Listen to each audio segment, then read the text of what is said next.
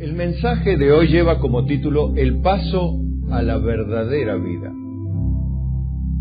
que tiene que ver con, por un lado, y principalmente la vida eterna, la verdadera vida, la vida en Cristo, la vida en Dios, pero por otro lado, de manera secundaria, pero no menos importante, la vida piadosa, la vida de piedad, la vida cristiana en general, la vida como la Biblia enseña que los hombres deberían vivirla, o podrían vivirla y disfrutarla con todos los otros restos de condimentos amargos que tiene esta vida, pero poder vivirla de una manera diferente, que creería que todos deseamos en alguna medida, ¿no?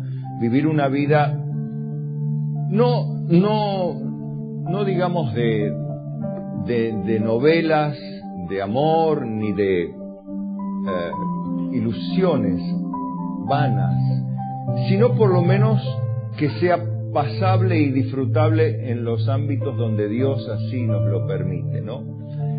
Que no se convierta en una miseria o en vagones de miseria, sino que tenga su alternancia en días buenos para disfrutar del bien y en el día del mal poder considerar que Dios hizo tanto lo uno como lo otro para que el hombre nada halle después de él. Entonces empecemos por lo más importante y lo más relevante, que es necesario pasar por el arrepentimiento, sin lugar a dudas, para vida. Y para esto vamos a leer una historia que Jesús cita en la historia del cristianismo, en la Biblia.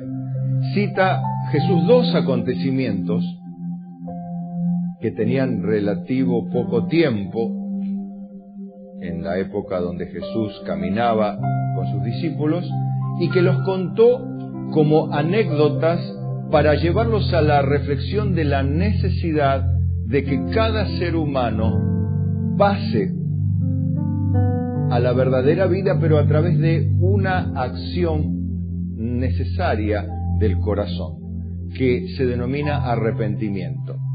Y en Lucas 13, verso 1, dice: en ese mismo tiempo estaban allí algunos que le contaban acerca de los galileos cuya sangre Pilato había mezclado con los sacrificios de ellos. Respondiendo Jesús les dijo: ¿pensáis que estos galileos, porque padecieron tales cosas, eran más pecadores que todos los galileos? Os digo no, si antes no os arrepentís, todos pereceréis igualmente. O aquellos 18 sobre los cuales cayó la torre en Siloé y los mató, ¿pensáis que eran más culpables que todos los hombres que habitan en Jerusalén? Os digo no, antes si no os arrepentís, todos pereceréis igualmente. Vamos a orar. Padre, gracias Señor por esta hermosa mañana en la cual nos permites disfrutar, compartir este tiempo precioso. Gracias, de verdad, porque estamos alegres, contentos, fortalecidos en tu presencia. Más allá de las circunstancias adversas que a cada uno nos toque vivir, Señor, con todo sabemos que tú estás por y con nosotros, que no nos abandonarás, no nos dejarás a merced de las circunstancias simplemente, mucho menos del enemigo, ni siquiera de hombres malos, ni aún a merced de nuestras torpezas, porque si te buscamos, tú nos ayudarás. Si buscamos tu gracia, humildemente tú añadirás mayor gracia. Y por eso, desde ya te agradecemos, te alabamos y te bendecimos. Y te pedimos, Señor, ayúdanos en esta mañana a oír como sabios. Ya que estamos aquí, que nos has concedido llegar, que nos has dado la fuerza para estar, danos también la capacidad de oír, retener y luego dar fruto con perseverancia. Padre, líbranos del mal, del maligno, de sus obras, de los demonios, de hombres malos. Aún libra nuestras cosas, nuestros bienes, nuestros familiares a la distancia. Guárdalos en tu nombre. Amigos, seres queridos, personas que amamos, personas que respetamos. Señor, ayúdalos, alcánzalos con tu gracia también, como lo has hecho con nosotros. Padre, te pedimos que esta mañana sea una mañana donde seamos enriquecidos para poder enriquecer a otros. Que seamos llenos de gozo para comunicar el gozo de la vida, Señor. Para que la vida abundante y la vida verdadera se refleje en nuestras acciones, decisiones, actitudes, pensamientos que nos llevan a posteriores acciones. Llénanos, Padre, de tu virtud, de tu gracia, del fruto de tu Espíritu Santo. Danos vida de Dios, vida de piedad, vida que glorifique tu nombre. Sí, Señor, así te lo pedimos humildemente, en el nombre de Jesucristo, y los que le amamos decimos amén. A Él sea la gloria. Tomen asiento, por favor. El mensaje de hoy lleva como título El paso a la verdadera vida,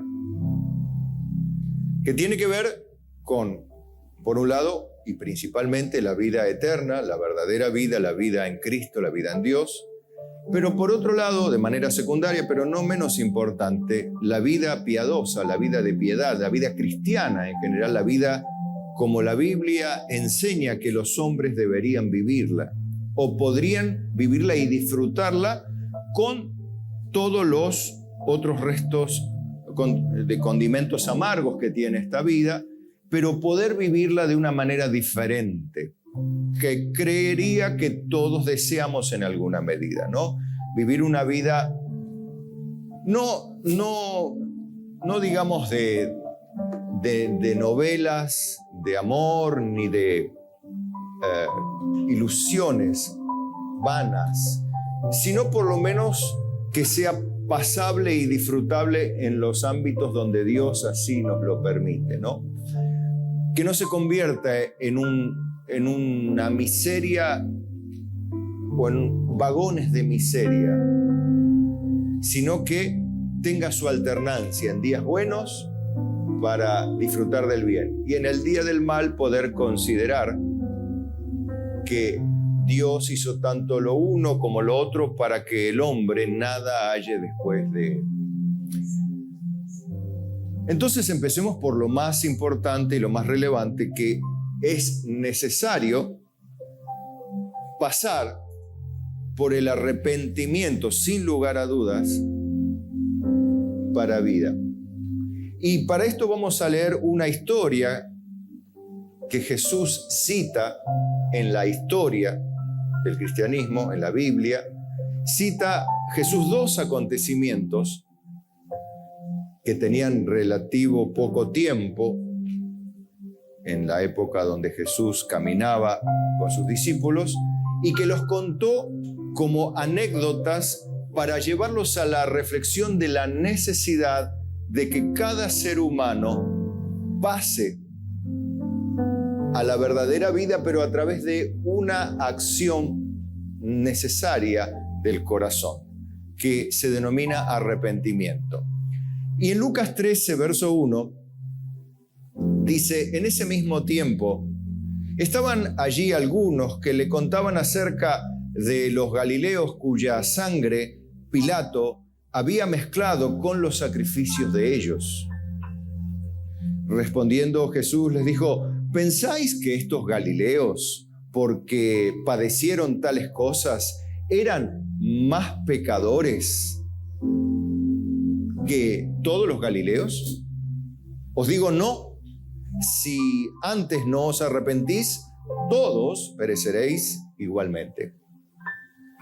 O aquellos 18 sobre los cuales cayó la torre en Siloé y los mató, ¿pensáis que eran más culpables que todos los hombres que habitan en Jerusalén? Os digo, no. Antes, si no os arrepentís, todos pereceréis igualmente. Vamos a orar. Padre, gracias, Señor, por esta hermosa mañana en la cual nos permites disfrutar, compartir este tiempo precioso. Gracias. De verdad, porque estamos alegres, contentos, fortalecidos en tu presencia. Más allá de las circunstancias adversas que a cada uno nos toque vivir, Señor, con todo sabemos que tú estás por y con nosotros, que no nos abandonarás, no nos dejarás a merced de las circunstancias simplemente, mucho menos del enemigo, ni siquiera de hombres malos, ni aún a merced de nuestras torpezas, porque si te buscamos, tú nos ayudarás. Si buscamos tu gracia, humildemente tú añadirás mayor gracia. Y por eso desde ya te agradecemos, te alabamos y te bendecimos. Y te pedimos, Señor, ayúdanos en esta mañana a oír como sabios. Ya que estamos aquí, que nos has concedido llegar, que nos has dado la fuerza para estar, danos también la capacidad de oír, retener y luego dar fruto con perseverancia. Padre, líbranos del mal, del maligno, de sus obras, de los demonios, de hombres malos. Aún libra nuestras cosas, nuestros bienes, nuestros familiares a la distancia. Guárdalos en tu nombre.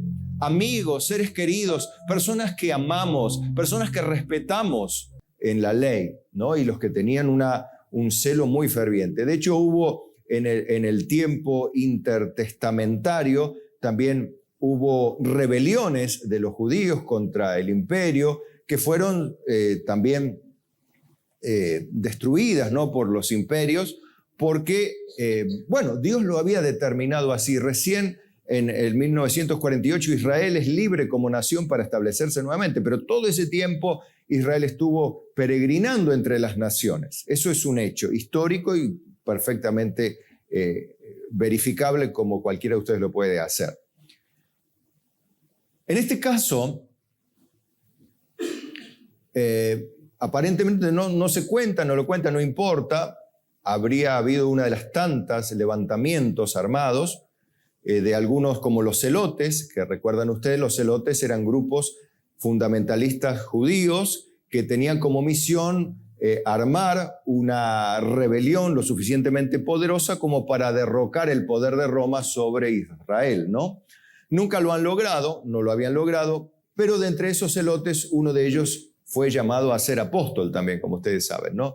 Así como un cobrador de impuestos, que era la otra punta de la cultura o de las maneras de pensar, donde era el judío que se vendía directamente a Roma para cobrarle los impuestos a los judíos, cosa que los celotes odiaban. Sin embargo, Jesús los hizo convivir en la fe. Fíjense, ¿no? ¿Hasta qué punto entonces, si un celote y un cobrador de impuestos pueden ser discípulos de Jesús, vos y el que está en la otra punta de la iglesia también deberían poder? Si no pueden, no es porque Jesús no les ayuda, es porque ustedes o yo no queremos. Pero no porque no podemos, porque radicales en su manera de pensar como lo eran los judíos, no hay. Fundamentalistas como son ellos, no hay.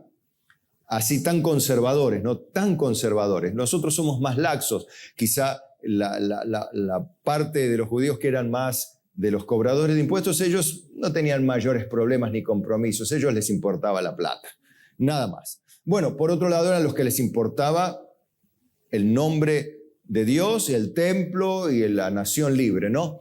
Bueno, con todo, Jesucristo, en Cristo se puede convivir. Entonces les insisto en este punto, si alguien no puede convivir es porque no ha aprendido, o lo más terrible, no ha pasado la verdadera vida, a la cual sí pasaron tanto el celote como Mateo, el cobrador de impuestos. ¿Sí? Apréndanlo esto porque es una enseñanza que va por debajo del texto, que no está escrito, pero la realidad es que eso se mantuvo así y funcionó muy bien en Cristo Jesús. Bien, pensaban ellos que el juicio de Dios había caído sobre estos galileos. Y Jesús les dijo, paren, porque ellos no han transgredido moralmente la ley de Dios, porque aquí cuando dice la palabra, ¿pensáis que estos galileos, porque padecieron tales cosas, eran más pecadores? La palabra que se traduce ahí, o la frase que se traduce, eran más pecadores, tiene que ver con eran más transgresores de la ley que el resto de los seres humanos. Es como decir, ¿hay acá personas entre ustedes que son más buenas que otras? De entre las cuales las más malas merezcan realmente que salgan de aquí y les venga un accidente, tengan algo grave. ¿Realmente usted piensa que aquí hay personas que merecen que saliendo de la iglesia les ocurra algo grave, un accidente terrible, porque se lo merecen? Bueno, los judíos pensaban eso. Y Jesús le dice, ¿ustedes piensan que realmente Pilato los agarró porque eran moralmente más transgresores que ustedes o que el resto de los galileos? No, les digo. Y usó eso para llevarlo al terreno espiritual. Atención, al terreno espiritual. Les digo que si no proceden a cambiar su forma de pensar y su forma de ser, van a morir de la misma manera. O sea, igualmente no que van a morir siendo víctima de Pilato, no, sino que se van a morir también de otra forma, quizás hasta de forma natural y lleno de años y muy sano, pero se van a morir también porque no han adquirido la vida eterna, no han recibido la vida eterna de manos de Jesús porque no han pasado por el arrepentimiento, no han pasado por una predisposición a reconocer la necesidad de la salvación. Por otro lado, les cuenta otra anécdota, otra historia, les dice, y los 18, aquellos 18, recuerdan, dice Jesús, sobre los cuales cayó la torre de Siloé. Recuerdan que como había accidentes también en las obras que vemos hoy, obreros que quedan sepultados bajo los escombros, en aquella época también pasaba, ¿no? ¿De veras piensan ustedes que los obreros, albañiles, constructores, que hay en un edificio, se les cae el edificio encima porque son más pecadores que ustedes? Bueno, ustedes no, pero algunos sí pensaban eso. Entonces Jesús le dice, no, no es así. Os digo, y lo lleva otra vez al terreno espiritual, al mismo terreno, os digo que si no os arrepentís todos ustedes, todos nosotros, pereceréis igualmente. Como diciendo, ustedes van a irse a la perdición sin Dios, sin accidentes, sin sacrificio, sin sangre mezclada, sin enfermedad, sin juicio, sin nada, pero van a morirse,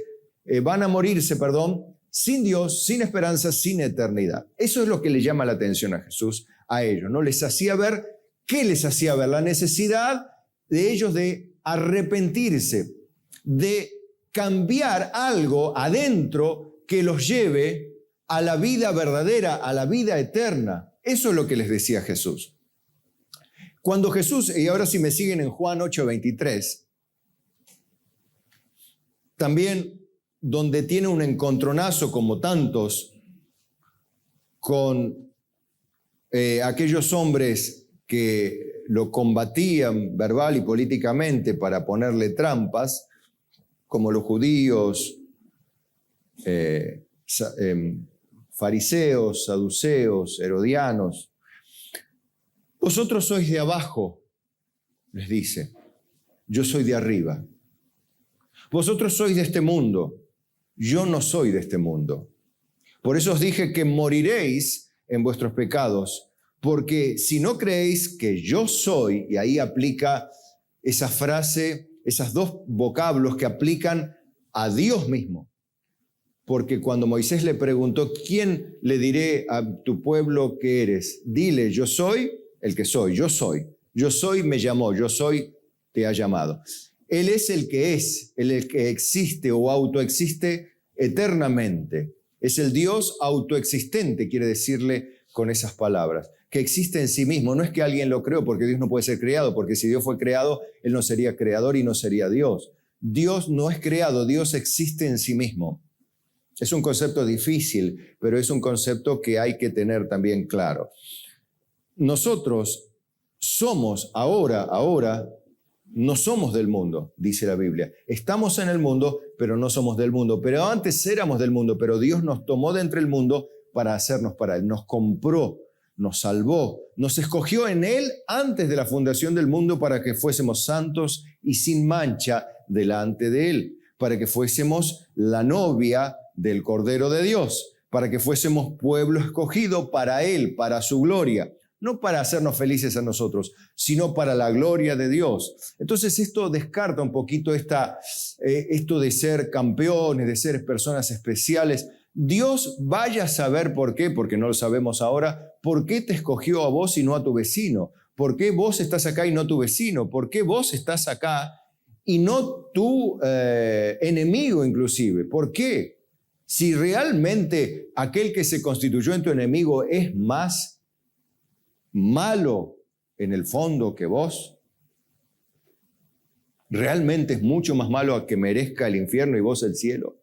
Ya en nuestra mente no encaja eso, porque no hay tanta diferencia entre el que se constituye en nuestro enemigo, hasta quizás en términos humanos seamos nosotros peores personas que él. Pero desde nuestra perspectiva, el enemigo, el malo es él y los buenos nosotros. Así pensamos humanamente cuando todavía no tenemos los conceptos claros de la Biblia, ¿no?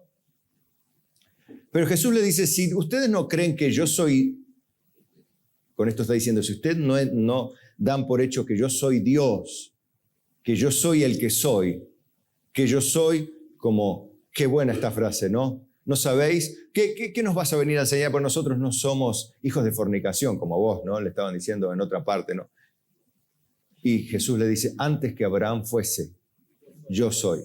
Qué frase, ¿no? Que allí salió la deidad del Señor, ¿no? Se manifestó en ese momento en la persona de Cristo. Ustedes saben que Dios es invisible. La Biblia dice que Dios es invisible, ningún hombre le puede ver, pero Jesucristo es la imagen visible del Dios invisible. Es la faceta de Dios, no la parte, la faceta de Dios, la faz de Jesucristo es a donde nosotros podemos ver a Dios, porque el hombre no tiene la capacidad de comprender la totalidad de Dios. El hombre comprende a Dios a través de la humanidad. No puede comprender a Dios fuera de lo humano, de lo terrenal, de lo creado. No puede. No tiene la capacidad. Es como, a ver, una botella de 1 litro de agua. ¿Puede contener 1.000.000 de litros? Pero, ¿y si lo metemos a presión? Es que no. Primero que el agua es incompresible en términos físicos. Segundo, no entran porque entra solo 1 litro. Bueno, así tu cabeza o la mía no entra la comprensión de Dios. ¿Por qué? Porque mi cabeza tiene 1 litro. Punto. Yo puedo meterle a mi cabeza lo que Dios me revela de él a través de la humanidad. Y así debo aceptarlo. ¿Por qué? Porque no le puedo meter otra cosa simplemente porque no puedo, porque no me da. Y debo aceptarlo humildemente así. Pero con todo es suficiente para amarlo, quererlo, servirlo y adorarlo como él se lo merece. Porque así Dios lo ha hecho. Jesús le dice, si ustedes no creen que yo soy Dios, que me hice, estoy parafraseando, ¿no? Que yo soy Dios que vine, me hice hombre y vine a morir por los pecados de los hombres, de igual manera en sus pecados morirán. O sea que la persona pecadora por sus pecados muere. Aún el niño por su naturaleza pecaminosa muere. ¿Por qué los niños mueren? ¿Tienen culpa? No, los bebés me refiero, los que no son conscientes, los que no tienen sentido moral todavía. ¿Por qué mueren? ¿Son pecadores? Sí, son pecadores. Pero si no han hecho nada malo, es que ahí está el concepto equivocado. Son pecadores no porque pecan, sino porque tienen naturaleza pecaminosa. Los bebés, que después se hacen adultos. Nosotros somos pecadores no porque pecamos, sino porque tenemos naturaleza pecaminosa y somos dados a pecar naturalmente. Con todo, Jesús dice, si no os arrepentís, pereceréis todos igualmente. Entonces, se dan cuenta que en esta condición de pecadores no podemos chillar mucho. Y decir, ¿cómo Dios nos hizo así? Es como aquel que no tiene todo perdido, ¿no? Y pretende, no sé, pretende echarle la culpa o zafar de su condición cuando ya no tiene más recursos. ¿Qué vas a hacer vos si estás en el medio del océano y no hay nadie para salvarte? Y estás ahí en un salvavidas, en un pedazo de madera. ¿De qué sentido tiene chillar, quejarse? ¿Te va a servir para algo? ¿Realmente enojarse y maldecir a aquel que te dejó abandonado en medio del océano, maldito? ¿Cómo puede ser? ¿Cuánto te va a durar? ¿Cuánto te puede durar eso? O sea, no más bien pensar ¿quién podrá ayudarme en esta condición? ¿Quién podrá socorrerme en medio de esta inmensidad de agua que tarde o temprano me va a tragar, me va a matar? Bueno, así es el océano del pecado en que vivimos. ¿De qué sentido tiene echar la culpa a Dios, a los ángeles, al diablo, a mamá, a papá, a la abuela? ¿De qué sentido tiene? Es una condición realmente triste. Estamos flotando en el océano de nuestros pecados hasta que finalmente se acaben nuestras fuerzas y nos trague el océano del pecado y vayamos y descendamos a la muerte. Entonces, eso realmente es una condición ahora de vida miserable, porque vivir para saber que te vas a morir es realmente triste. Y así pienso en los hombres, como la experiencia que les conté cuando fui allí al último de los sepelios, estuvimos haciendo el servicio, donde tuve una experiencia realmente impresionante, ¿no? Donde Dios me mostró su gracia para algunos y para otros que estaban totalmente inconscientes, o no conscientes, mejor dicho, de la realidad de que como el que estaban velando, así también iban a terminar igualmente, tarde o temprano. Y Dios me dio esa visión que me aterrorizó. No me aterrorizó, pero sí me causó un impacto muy profundo en mi vida, que me llevó a predicar con mayor énfasis y entusiasmo la necesidad de que las personas se arrepientan por el amor de Cristo de sus pecados y entiendan que en la condición que viven en sus pecados morirán tarde o temprano, ¿no? Y me agarra una especie de desesperación, y más pensando, por ejemplo, que es pienso en esas personas y digo, y no lo digo con un sentido amargo, ni de odio, ni de desprecio humano, ni de desprecio a su condición humana, sino de profunda tristeza y lástima. Ustedes saben que estamos en lo que se denomina para algunos el mes del orgullo gay. Y hay manifestaciones. Fíjese que de por sí el orgullo es pecado, ¿no? Pero claro, cuando uno llega a la inmoralidad sexual, ya no tiene sentido hablar de pecado, porque ya la inmoralidad sexual deshace literalmente toda conciencia de inmoralidad. Justamente el orgullo es la negación de lo que en mí está mal. El orgullo, ¿no? Una persona orgullosa no ve su falta, ¿verdad? Bueno, sin darse cuenta, las personas que hablan del orgullo gay están hablando que estamos negando, con sus palabras y su acción, estamos negando nuestra condición de inmorales delante del juez de toda la tierra. Pienso en la condición, ¿no? Inclusive lo que las leyes hacen de promover el cambio de sexo también, de manera gratuita, ni siquiera como era antes, que aunque sea un funcionario público, tratase como lo hacían con las parejas que se iban a divorciar, de intentarlos convencer, de llegar a una reconciliación, tratar de mediar. Creo que, no sé si todavía lo hacen, después me corrigen. Si un funcionario todavía, ante la presentación de un divorcio, trata de disuadir a la pareja de que se divorcie, ¿no? Porque en realidad no es el deseo de Dios, ni el deseo del funcionario, ni el deseo del Estado, por lo menos era así, ¿no? No sé eso en el caso del matrimonio, al borde del divorcio, pero en el caso de la persona que se quiere cambiar el sexo, no le dicen que el cambio de sexo lo puede catapultar a un estilo de vida sujeto a graves depresiones. De hecho, la tasa de suicidios de las personas que se cambian de sexo es bastante más alta que el resto de los seres humanos. No le dicen eso y el por qué llevan a ese extremo de estar y le echan la culpa, según ellos, al desprecio de la sociedad. Por eso se trata de la idea de la inclusión, de la aceptación de la inmoralidad sexual, pero en realidad no es esa la idea. La idea es simplemente enarbolar una bandera, pero por cuestiones de conveniencia, no por hacerles bien a las personas que se cambian el sexo. Me da mucha pena porque los entregan a la muerte con tal de enarbolar una bandera de supuesta ideología y libertad, de inclusión. No es verdad. No es verdad eso. Es triste porque no solamente los entregan una vida miserable, ¿no? Ni siquiera tratar de ayudarlos a ver por qué la disforia de género está en ellos, tratar de corregir esa disforia de alguna manera con algún buen psiquiatra, algún buen consejero, alguna buena medicación. No le ofrecen eso. La operación para vos, pedila y la tenés.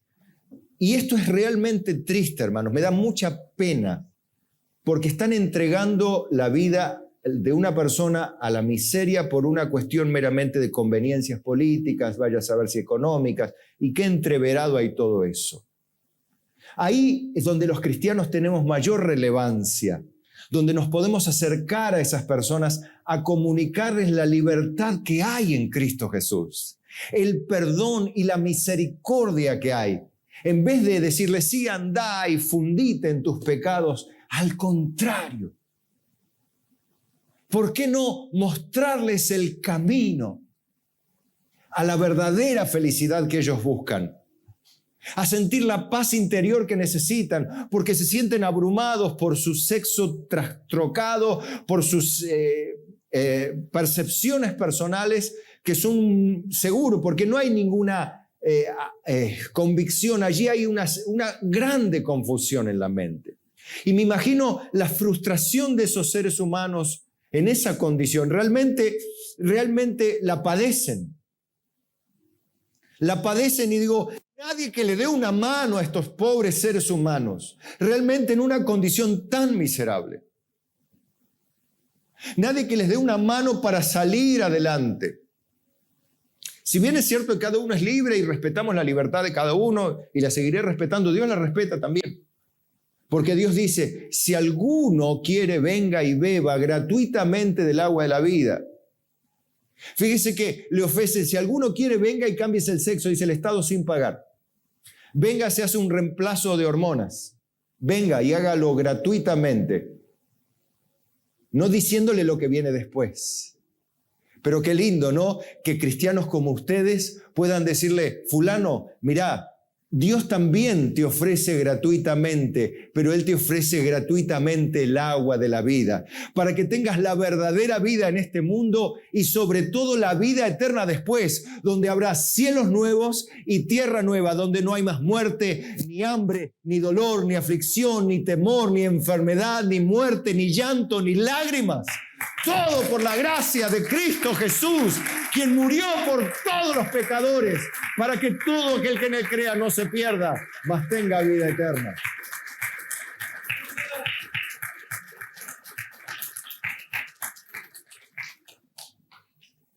Pero también hay otras personas que no tienen esas tendencias, que quizás se sienten superiores. Y los cristianos dicen, pero nosotros somos cristianos.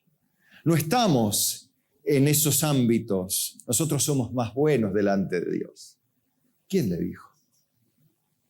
¿De qué teología sale eso? Si la Biblia dice que si vosotros siendo malos sabéis dar buenas dádivas a vuestros hijos, cuánto más vuestro Padre dará buenas cosas a los que le pidan. O en otra parte dice, dará el Espíritu Santo a los que se lo pidan. Os digo que si no os arrepentís, todos pereceréis igualmente. Es lo mismo, no hay diferencia. La naturaleza pecaminosa y sus pecados matan, cual fuere el pecado.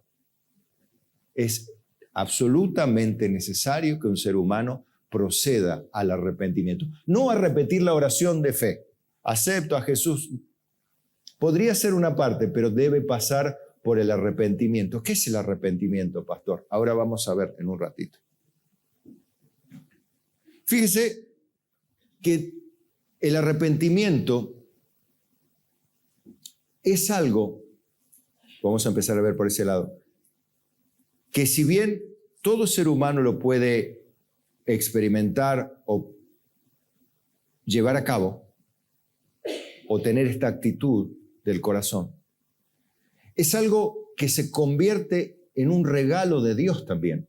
Mírelo. No es que está prohibido arrepentirse a la humanidad, sino que el arrepentimiento va a ver usted que es un regalo de Dios, porque debemos reconocer que Dios se acercó primeramente a nuestra miseria de vida, siendo pecador del orden que sea, no importa, ya le mostré que no importa, y nos concedió la verdadera vida, pero Él fue. Mire en Hechos 11:15, un relato de la historia de la iglesia. Ustedes recuerdan que Pedro había tenido una visión donde desciende un lienzo, donde había animales de cuadrúpedo de todo tipo, y le dice una voz, mata y come, y había animales que eran ritualmente inmundos, que un judío no podía comer, pero Dios, a través de esa visión, le dice, mata y come, no le llames tú común a lo que yo he santificado, dándole a entender que lo que Dios ha santificado ya no es inmundo, y esto le ayudó a entender lo que venía después, la salvación que llegaba a los gentiles, que Dios habría de santificar también y habría de constituir un Israel espiritual, que ya no era el Israel político que en esos tiempos conocían, o la nación que un día fue, sino que iba mucho más, ¿no? Y dice, relatando Pedro la experiencia esta de después, y porque lo habían llamado a predicar a Pedro, ¿no? Y Pedro cuenta todo esto y comienza a hablar, dice en el verso 15 de Hechos 11, y cuando comencé a hablar, cayó el Espíritu Santo sobre ellos también, como sobre nosotros al principio, recordando el día de Pentecostés. Recuerde que en Pentecostés cayó donde estaban ellos reunidos, en el aposento alto, eran todos judíos, cayó allí el día de Pentecostés y santificó y llenó del Espíritu Santo a todos, y al punto que hablaban en lenguas, había lenguas como de fuego sobre sus cabezas, no hablaban en idiomas de otras naciones que ellos nunca habían aprendido, y contaban de las maravillas de Dios, y las personas de otras lenguas los entendían y contaban de las maravillas de Dios y quedaban admirados, aunque había otros que decían están llenos de mosto porque no conocían la historia de que estos que estaban hablando no sabían idioma ni habían aprendido. Siempre hay gente que opina sin saber, hoy también, ¿no? Bueno, antes también había, y la Biblia lo relata perfectamente. Bueno, dice, entonces me acordé, dice Pedro, por lo dicho por el Señor cuando dijo, Juan ciertamente bautizó en agua, mas vosotros seréis bautizados con el Espíritu Santo, ¿no? Si Dios, escuchen esto, ahí viene la clave, ¿no? La frase que remarco, y ahí está en negrita también. Si Dios dice, pues les concedió, ¿sí? También el mismo don que a nosotros que hemos creído en el Señor Jesucristo. ¿Qué don? ¿De hablar en lengua? El don del Espíritu Santo. Arrepentíos, decía Pedro en otro discurso, recuerdan, arrepentíos y convertíos. ¿Por qué? Y recibiréis el don del Espíritu Santo. Y esto es para vosotros, para vuestros hijos y para todos cuanto el Señor, vuestro Dios, llamare. El don del Espíritu Santo, el don del hecho de que Dios venga a vivir y a gobernar tu vida mediante su presencia continua. Entonces, ¿quién era yo que pudiese estorbar a Dios? Como diciendo, ¿cómo me voy a meter yo en las obras que Dios está haciendo con los gentiles? ¿Cómo yo me voy a atrever a ponerle un plan B a Dios? Eso es lo que a veces hacemos a través de la oración. Cuando pensamos que la oración cambia la mente de Dios. ¿Cambia la mente de Dios la oración? No. ¿Cambia las circunstancias? Sí. ¿Está alguno enfermo? Ore. ¿Hay que orar por los enfermos? Sí. Sí, la Biblia dice que oremos, que pedid y se os dará, buscad y hallaréis, pedid y se os dará. O sea, quiere decir que hay cambio de circunstancias, lo que no cambia es la ley, la mente de Dios. La mente de Dios ya consideró nuestra oración antes de la fundación del mundo, pero la oración cambia las cosas. Este concepto, hermanos, es el que a veces muchos de ustedes se confunden, por eso no tienen ganas de orar, porque dicen, bueno, pero la soberanía de Dios es real. ¿Y la mente de Dios alguien la puede cambiar? No, porque Dios ya trazó un plan. ¿Alguien puede cambiar el plan de Dios? No. ¿Pero las circunstancias se pueden cambiar? Sí. La Biblia dice que sí, por eso hay que orar, hermanos. No es lo mismo orar que no orar, porque la oración cambia las cosas. No recibís porque no pedís, y si pedís mal para gastar en vuestros deleites. O sea, hay que pedir bien. Pedir y decir si es tu voluntad, ¿está mal? No, así hay que decirlo. Pero Señor, dame por favor la sanidad. A menos que el Señor te diga que no, pedísela. Si estás enfermo, ¿por qué no llamas a los ancianos de la iglesia y oran? Si Dios no te da la sanidad, ¿será porque no oraste lo suficiente, porque oraste egoístamente? No, Dios dice que si estamos enfermos, oremos. Y que esperemos en Él. Y si Dios dice que no, por algo será. Tiene un plan mejor, pero Dios siempre responde a la oración. Los oídos del Señor están atentos a sus oraciones. Él está presto a responder. Él dice, pidan, pero no pedimos, hermanos, no oramos. Debemos reconocer que nuestro pecado es no orar debidamente. Simple. Pero vuelvo. Entonces, oídas de estas cosas callaron y glorificaron a Dios diciendo, de manera que también, escuchen esta frase, a los gentiles ha dado Dios arrepentimiento para vida. ¿Cómo? ¿Qué les dio Dios? Arrepentimiento para vida. En otras palabras, ¿qué les dio Dios? La capacidad de arrepentirse para reconocer su pecado y la necesidad de un Salvador para vida eterna y para vida abundante en esta vida.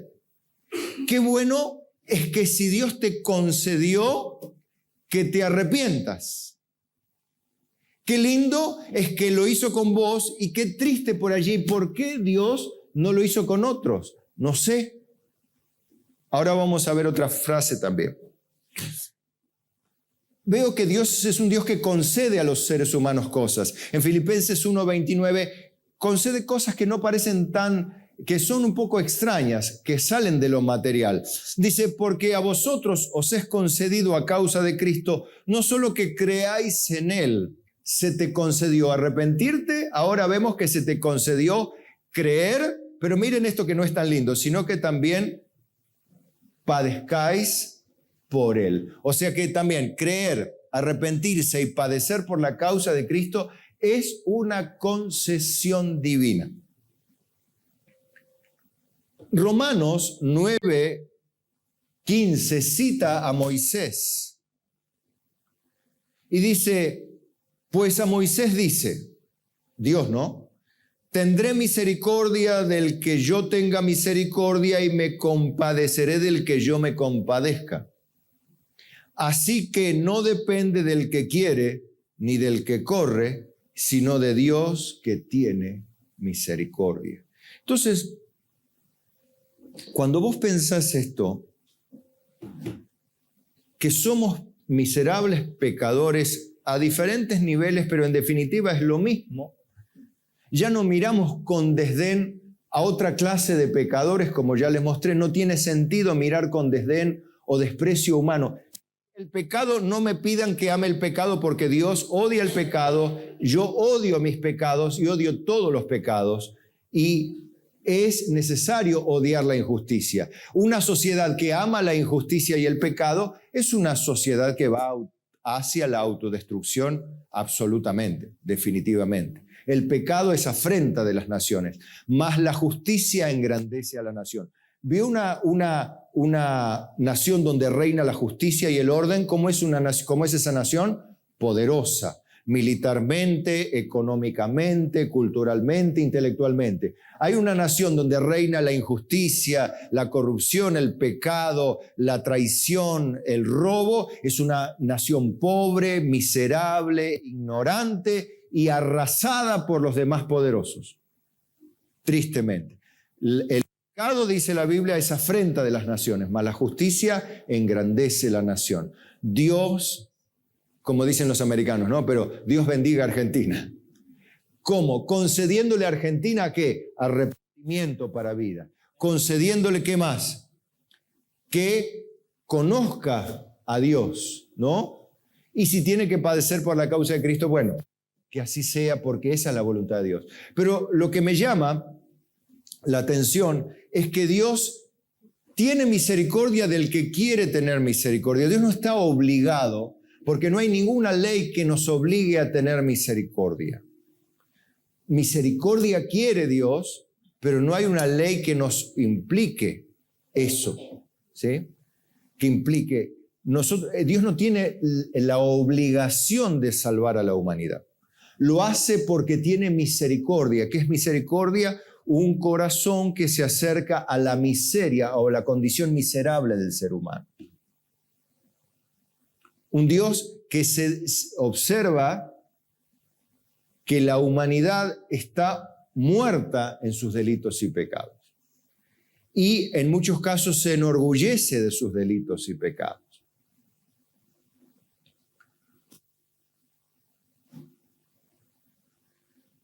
La palabra metanoeo, que es la palabra que se traduce como arrepentimiento, palabra griega, ¿no? Fíjense, porque ahí vamos a comprender el concepto de arrepentimiento, que es necesario, definitivamente necesario, es algo que Dios nos concede, pero hay que pasar por el arrepentimiento. Ustedes vieron que muchas personas son creyentes, pero no han experimentado un cambio. Pero, pastor, vienen a la iglesia, tienen Biblia, se han bautizado, pero su estilo de vida sigue siendo igual. Su manera de relacionarse sigue siendo igual. Sus aspiraciones en la vida sigue siendo igual, terrenales. Tienen religión, pero tienen, como cualquier otro ser humano pecador, tienen su religión, pero no ha habido un cambio sustancial, ha habido un cambio superficial. ¿Por qué, pastor? Porque no han pasado por lo que la Biblia denomina metanoeo, que es lo que se traduce por arrepentimiento. ¿Qué es metanoeo? ¿Cuál es esa palabra? Bueno, es pensar diferente, o después, ¿sí? O reconsiderar, considerar de nuevo. Literalmente es percibir posteriormente, después implicando cambio. Eso es noeo, nous, mente, el asiento de la reflexión moral en contraste con pronoeo, que es percibir de antemano. Pero acá hay un después. Después hay una manera diferente de pensar, de vivir. Y en el Nuevo Testamento involucra un cambio siempre a mejor, diga un cambio a mejor. A mejor en términos espirituales, ¿no? Una enmienda y siempre de arrepentimiento del pecado. La palabra se halla en los evangelios sinópticos 9 veces, 5 veces en los Hechos, 2 veces en Apocalipsis, 8 en los mensajes a las iglesias. La palabra esta que se llama al arrepentimiento. Arrepentíos, arrepiéntanse, con sus diferentes conjugaciones, ¿no? O en este caso, imperativos. Bueno,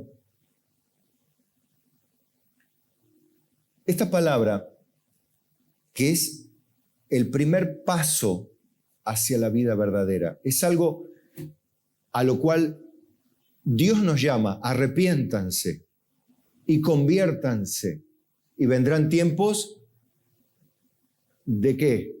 Dicen Hechos, de refrigerio. Arrepiéntanse y conviértanse. Siempre después del arrepentimiento hay conexión con un tiempo de refrigerio. Vayan atrás en el tiempo, cuando se arrepintió Nínive, después de la predicación de Jonás, ¿qué vino? Un tiempo de refrigerio, de justicia, de orden social, donde había rapiña en las manos de los sangre, violencia.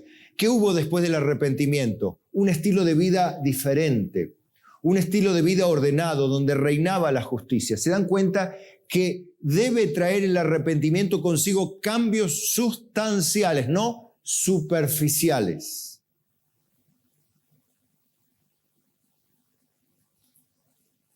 Entonces me puse a pensar, ¿cuántas personas? A ver, ¿qué es arrepentimiento? Cambiar la manera de pensar.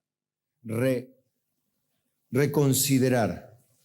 reflexionar. Todas estas palabras que vemos en el diccionario bíblico, ¿no?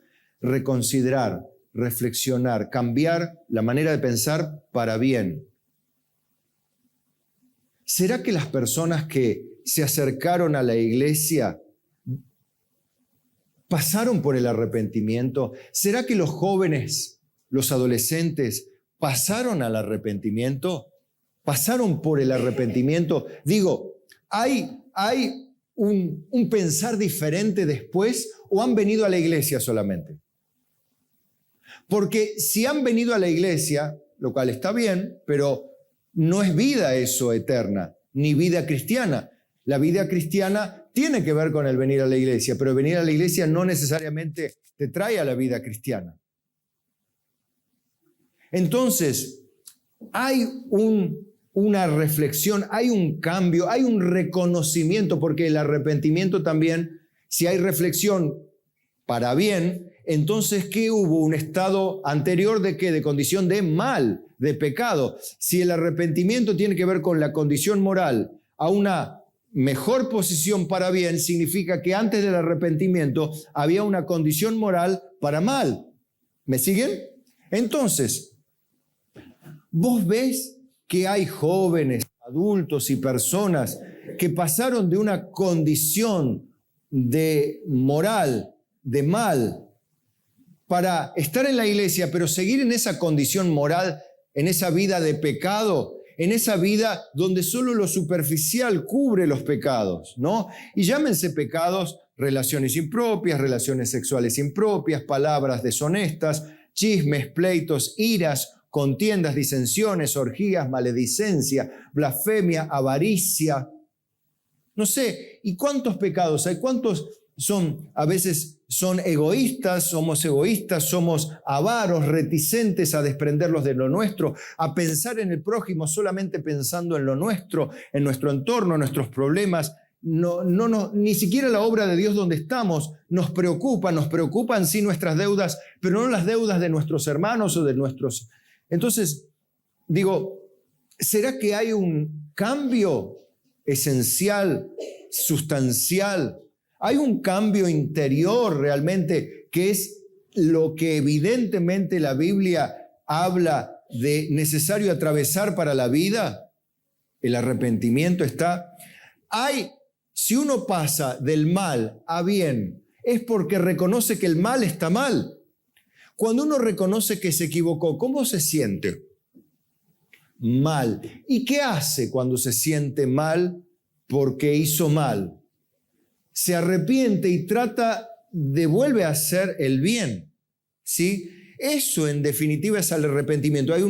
Hay un dolor por el fracaso ante la justicia, hay un cambio de posición y un cambio de la manera de pensar, y luego viene un estilo de vida asociado a ese cambio. ¿Me siguen? ¿Por qué? Porque ahora les voy a hablar. Miren, ustedes, digo, me parece inclusive triste que tenga que citar a psicólogos modernos para que puedan algunos ver que lo que los psicólogos modernos observan no es nada más y nada menos lo que necesita cualquier ser humano para tener una vida decente, pacífica, alegre y bendecida, digámoslo así, pero sin Dios, en este mundo. ¿Será posible, pastor, que tenga que recurrir a la psicología? No recurro a la psicología, sino para avergonzar a los cristianos, que aún los psicólogos se dan cuenta de la actitud que tienen que tener para tener una vida mejor y no la tienen porque no pasan por el arrepentimiento. Les leo la nota, ¿sí?, de una página donde hay grupos de psicólogos y que estudian el comportamiento humano y ven esto. Miren, yo se los voy a explicar un poquito. Que se denomina reconocer los errores. Y que está siempre en primer lugar. Dice la nota esta, la nota, bien digo, la publicación. Reconocer los errores siempre es el primer paso. ¿Para qué? Para dar soluciones y sacar un provechoso aprendizaje. No estoy hablando de la Biblia, estoy hablando de psicólogos. Ellos dicen que reconocer el error siempre es el primer paso para soluciones y un aprendizaje. De nada sirve echarle la culpa a otra persona. ¿Recuerdan lo de Eva, lo de Adán, lo que siempre enseñamos? De nada sirve echarle la culpa a otra persona o a una situación o simplemente al azar. De nada sirve, dice. Cuando cometemos un error, nosotros somos los máximos responsables. Oh. ¿Se dan cuenta? Hasta los psicólogos se dan cuenta. Negar nuestra responsabilidad solo agrava el problema y no soluciona nada, dice, como veremos a continuación. Quien no reconoce sus errores cae en la trampa de querer negar un problema que él mismo ha ocasionado, del cual no ha aprendido nada, y es incapaz de reparar los posibles daños o consecuencias que ha creado. Solo produce más dolor, tanto para la víctima de los errores como para el quien los ha cometido. Uy, parece que está hablando Dios aquí. No, un psicólogo que no conoce a Dios. Es más, quizás hasta ateo sea, no sé. Es por ello que existen personas con un altísimo narcisismo que son incapaces de mostrar que son vulnerables. No quieren mostrar esa supuesta debilidad que todos tenemos, ¿no? Prefieren aparentar una cierta efectividad y fortaleza.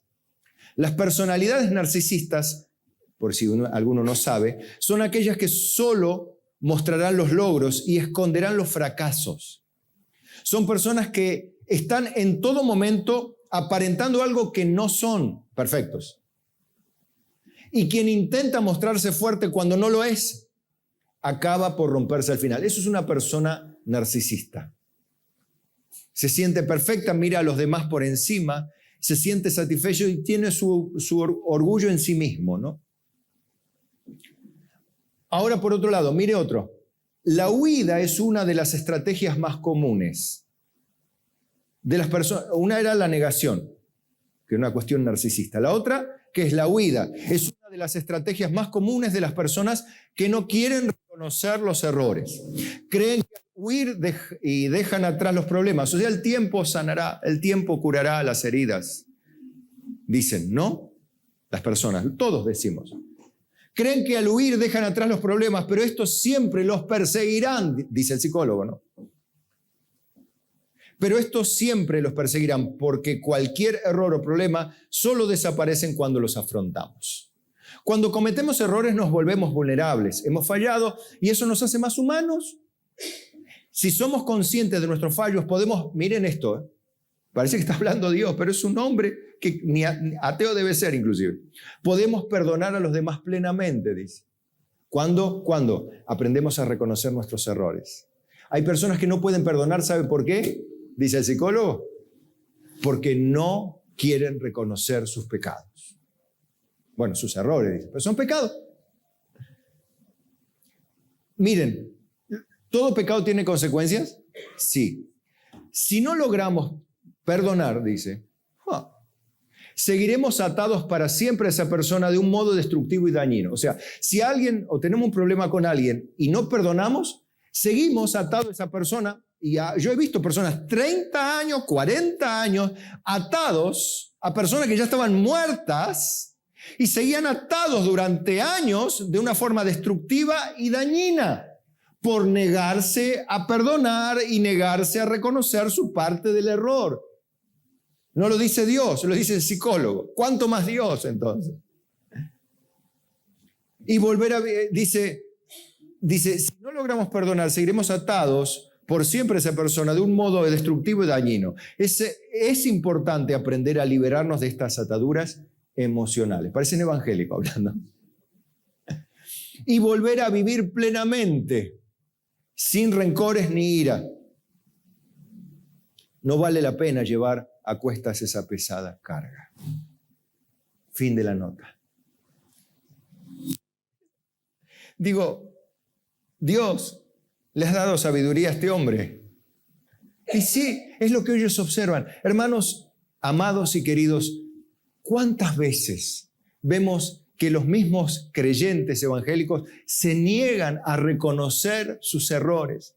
Se niegan a reconocer que necesitan arrepentimiento, cambio. ¿Y qué es lo que logran? Vivir amargados, resentidos, no pudiendo tolerar a nadie ni nada, separados de todos, no queriendo saber nada, heridos, echándole la culpa al entorno. ¿Y cómo viven? Mal. ¿Viven una vida plena? No. ¿Y cómo vivirán? Siempre mal. Siempre mal. En la iglesia o conectado a la iglesia, pero siempre mal, haciéndose daño. Entonces yo digo,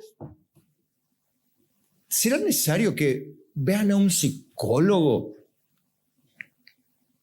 Porque a Dios no escuchan, por lo menos que escuchen al psicólogo, digo yo. Por lo menos que escuchasen al psicólogo si no quieren escuchar a Dios, pero les va a decir lo mismo otra vez. Porque Dios va a estar valiéndose aún de seres humanos que son ateos, porque si se vale de las piedras, también se puede valer de nosotros, se valió de una burra y también se puede valer de un ser humano que no le conoce, como se valió de Ciro, el rey medo-persa, para traer a Israel a la tierra nuevamente. Y no conocía a Dios, Ciro, el rey. Entonces, digo, ¿cuántas personas? Y esto me da mucha pena otra vez, porque ahora, estando en el terreno de la fe, digo, qué ganas de hacerse daño, qué ganas de destruirse. Porque, ¿qué pasa si no nos arrepentimos, hermanos, de nuestros errores, de nuestros pecados? Seguimos haciéndonos daño. Algunas personas no son conscientes de esto porque quizá no han pasado por el arrepentimiento. Entonces lo único que están haciendo es lo que dice en la Biblia. Y ahora vuelvo a la Biblia otra vez porque son más severas y más claras. Porque los que pecan acumulan ira para el día de la ira.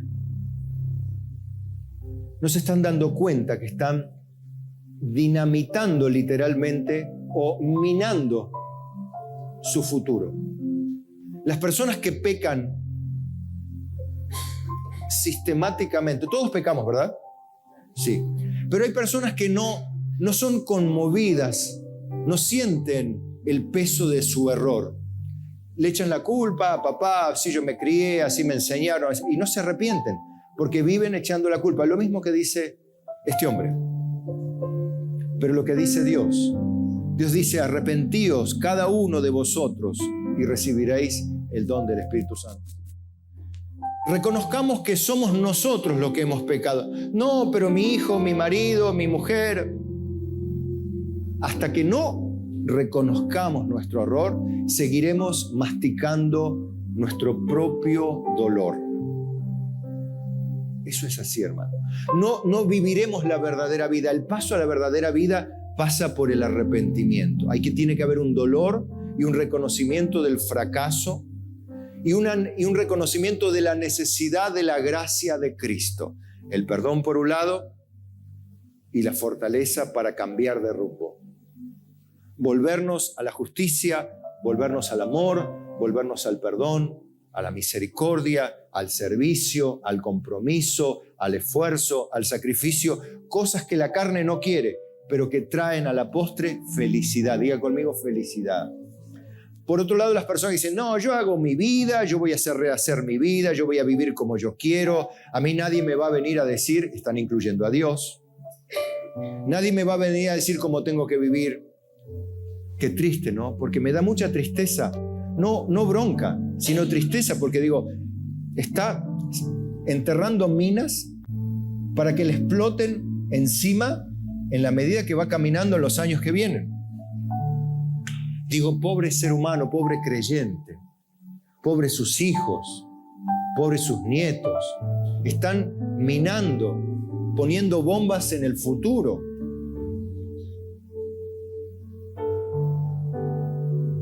Esa condición de obstinación, de negación o de huir. No, el tiempo dirá, ya yo me aparto, me voy, pensando que yo cuando me aparto dejo los problemas, pero si no están solucionados, seguirán, lo dice el psicólogo y lo dice Dios. Mire, ya no me importa lo que diga el psicólogo, porque nunca me importó.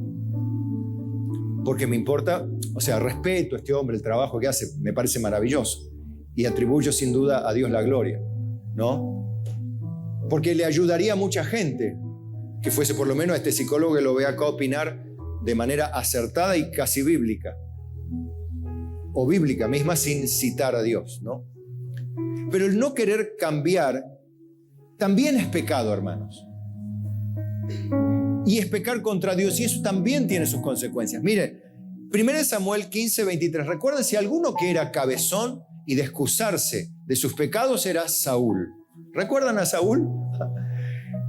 Él dice, porque como pecado, Samuel le dice, después de discutir una y otra vez, que le porfiaba que él no había hecho sino la voluntad de Dios.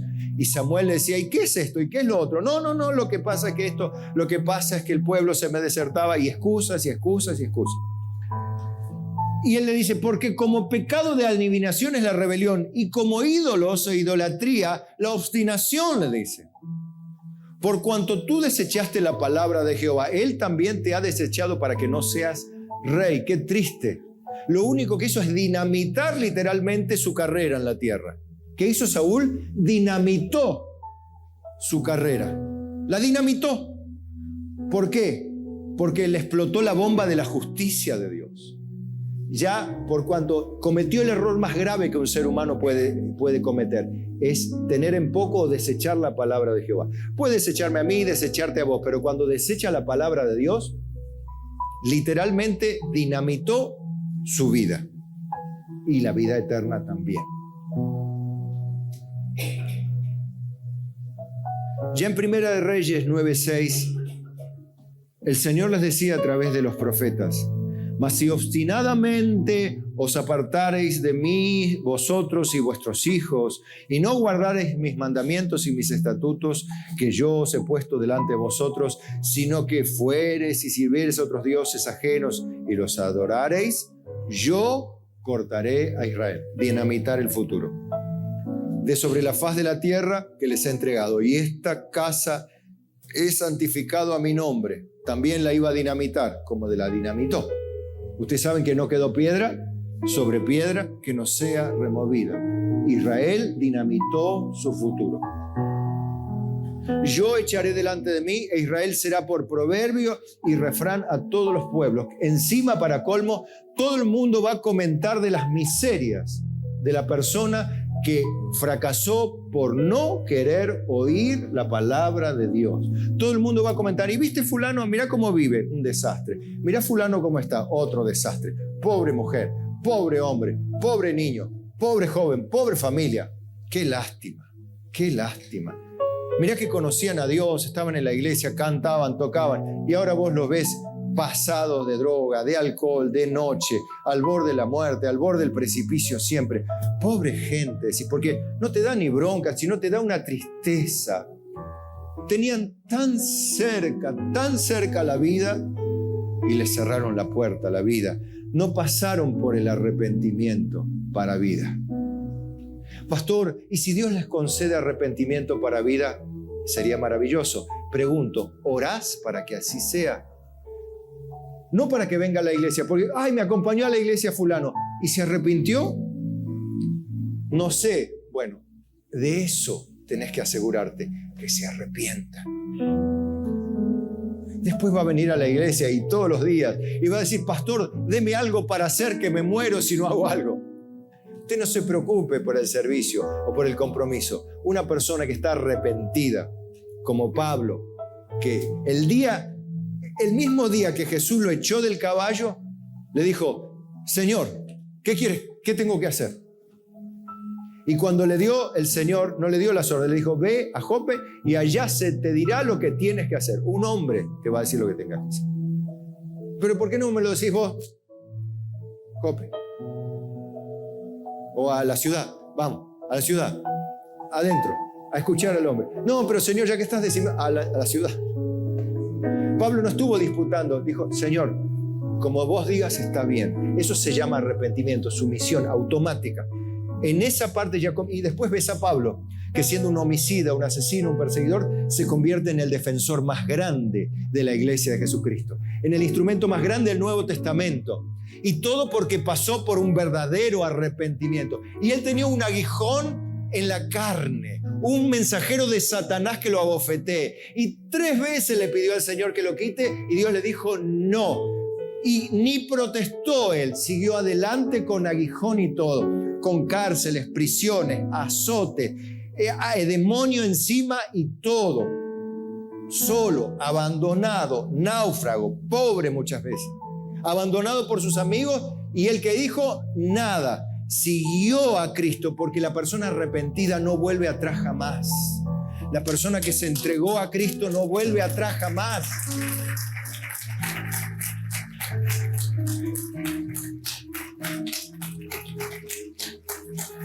Amén.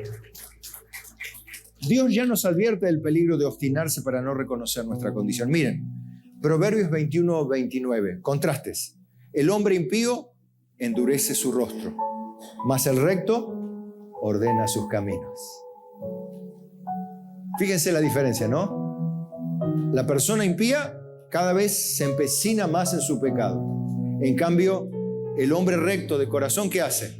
Cambia, sigue cambiando para bien, sigue ordenando sus caminos. Proverbios 29:1. El hombre que reprendido endurece su cerviz, de repente será quebrantado y no habrá para él medicina. ¿Qué está haciendo? Dinamitando o sembrando minas en el camino para su futuro, que un día explota finalmente su futuro en 1000 pedazos. Proverbios 16:18. Antes del quebrantamiento es la soberbia, y antes de la caída, la altivez de espíritu. Uy, Dios. Y el último versículo.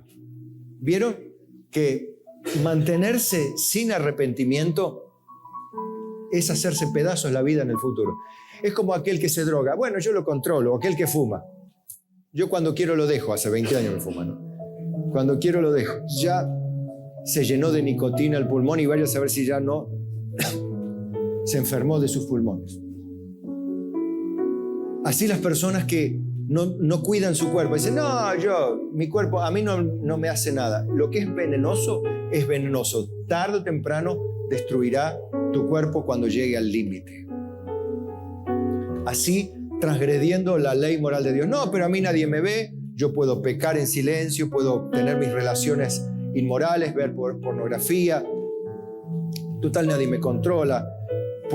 Nadie se va a enterar nunca. Yo puedo relacionarme con quien quiera en privado. A nadie le cuento. Nadie se va a enterar. Puedo robar. Puedo quedarme con lo que es de Dios. Todo es de Dios, ¿no? Pero ni siquiera puedo hacer mi vida y decir que soy cristiano. Y uno piensa, bueno, no pasa nada. ¿Ves que no pasa nada? Y puedo mentir y estafar a mis hermanos, y puedo, qué sé yo, vestirme de piedad y revestirme de bondad y pensar que no pasa nada, y lo único que estoy haciendo es minando mi futuro. El que no se arrepiente de su pecado siendo confrontado, lo único que está haciendo es caminando hacia el día donde de repente será quebrantado, donde de repente se vendrá abajo su vida. Se va a cansar de la religión, se va a cansar de la vida social, y va a hacer su vida y se va a dedicar a otra cosa. Se hartó de la gente, se hartó de la vida cristiana, se hartó de todo, de la música, de acá, de allá, se hartó de todo, incluido o nunca estuvo Dios. Generalmente las personas que se hartan nunca nombran a Dios, porque dicen, de Dios no me aparto, cuando se apartaron de su casa, se apartaron de su familia, se apartaron de sus hijos, se apartaron de su servicio, se apartaron del temor, se apartaron de la justicia, pero no se apartaron de Dios. Con ese criterio, Satanás tampoco se apartó de Dios. Satanás tampoco se aparta de ahí, porque Satanás sabe que Dios existe, Satanás camina y sabe que Dios lo ve, Satanás se acuerda que Dios está mirando, Satanás se acuerda que Dios es su enemigo. Y el ser humano apartado también se acuerda que Dios es Dios, pero que no se sabe que es su enemigo. Proverbios 28:13. El que encubre sus pecados no prosperará, no va a avanzar. Nunca creas que encubrir un pecado, cualquiera sea tu pecado o el mío, nos va a llevar a mejor. Si alguien te lo dijo, si tu propia mente, tu propia percepción de la realidad, yo te digo lo que te dije, hasta lo que un psicólogo dice, lo que la psicología moderna dice, hasta eso te dije. Pero ahora te digo lo que Dios dice, que si tus pecados siguen ahí, nunca vas a avanzar en la vida, nunca vas a destruir tu vida. Mas el que los confiesa y se aparta, ¿qué alcanzará? Misericordia. ¿Y qué viene unida a la misericordia? El perdón, la paz, la restauración. Por eso el verso 14 termina así: bienaventurado el hombre que siempre teme a Dios. Bienaventurado, feliz, dichoso del hombre que siempre teme a Dios, porque el que teme a Dios odia la maldad. Mas el que endurece su corazón caerá en el mal. Otra vez, de manera recurrente, la misma verdad, que hasta hombres ateos lo revelan, y los cristianos, supuestamente inteligentes, no quieren reconocer. Entonces piense usted: avaricia, egoísmo, maledicencia, mediocridad,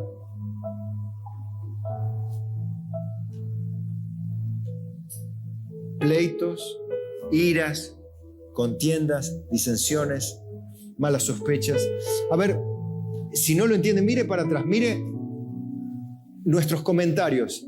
¿A cuántas personas se arruinaron nuestros comentarios? Que hoy no están, porque si vos me decís están en otra iglesia, pero ni en la iglesia están.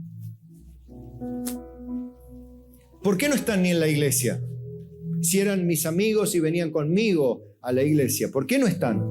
¿Qué les hiciste de mal? Bueno, pero yo no les robé nada, pero quizá contaminaste su corazón con algo. Pregunto, no sé, no te estoy acusando. ¿Contaminamos con algo a nuestros hermanos? ¿Destruimos su fe con nuestras palabras, con nuestras actitudes? ¿Sembramos malas sospechas? ¿Sembramos la ira, el descontento, la desconfianza? ¿Qué hicimos para que no estén hoy? Bueno, cada uno puede confesar sus pecados a Dios y apartarse, y el perdón de Dios volverá. No le quepa ninguna duda. Porque Dios es lento para la ira y grande en misericordia, que se duele del castigo. Él no quiere la muerte del que muere. Y más, me gusta algo de Dios: Él se deleita en perdonar. Pero Dios no perdona al falso. Dios perdona al que genuinamente se arrepiente, al que genuinamente se duele de los pecados que había cometido. Y ya no vuelven más al pensamiento, sino que el perdón de Dios los quita de en medio. Por eso, si hoy sentís culpa en tu corazón, no es el diablo, es Dios. Porque Él convence de culpa, de justicia y juicio. Es el Espíritu Santo que convence de culpa. Pero también es el que trae el perdón, la sensación y la convicción de haber sido perdonado. Lo trae el Espíritu Santo de Dios. Si hoy le decís a Dios: Señor, y ora conmigo: Señor, en esta mañana me doy cuenta qué grave, qué dañino es retener el pecado en la vida. Qué dañino es para mi propia vida, para mis relaciones familiares, cualquier pecado. Qué dañino es para mi entorno, cualquiera sea mi pecado. Señor, el negarlos, aún hasta los psicólogos dicen que no tiene sentido. El huir y dejar que el tiempo los cubra, tampoco lo hará. Aún hasta los psicólogos lo dicen. Pero también encuentro que tu palabra dice que si alguno confiesa y se aparta, alcanza misericordia. Qué grande es tu amor, Señor.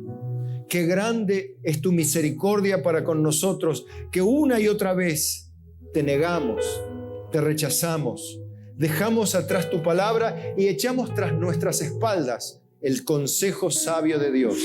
Mas hoy, Señor, te ruego, recíbenos. Mira las veces que nos hemos airado, que hemos sido egoístas, que nos enojamos torpemente, las veces que hemos blasfemado, que hemos criticado, que nos hemos saturado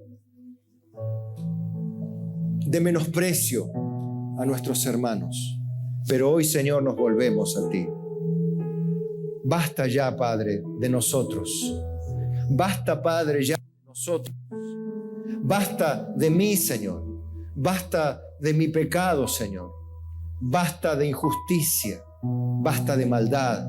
Basta de pensamientos ajenos a tu voluntad. Te lo ruego, Señor.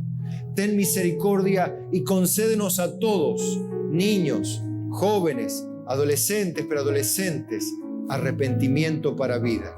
Porque queremos entrar por el paso a la verdadera vida. Por supuesto, la vida eterna, pero también en esta vida, Señor, queremos una vida abundante como tú lo prometes, porque bienaventurado es el hombre que siempre teme a Dios. Gracias, Padre, en el nombre de Jesucristo.